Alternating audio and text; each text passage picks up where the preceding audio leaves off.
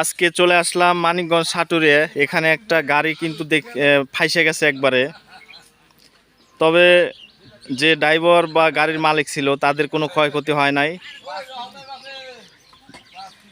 তবে গাড়িটা এখন উঠানোর সবাই চেষ্টা করছে।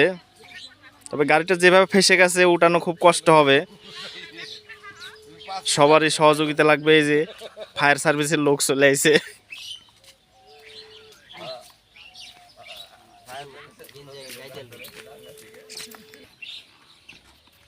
ড্রাইভার এসে ধরে থেকে ওইটা দেখ না